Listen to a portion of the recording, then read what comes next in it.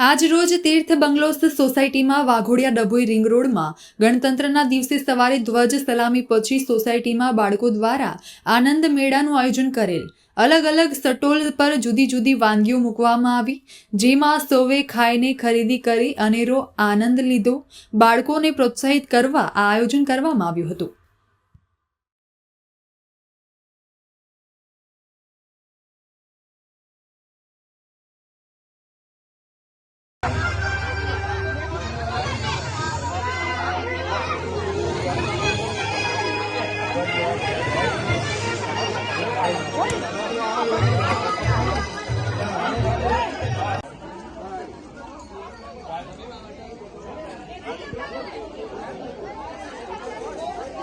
લીધી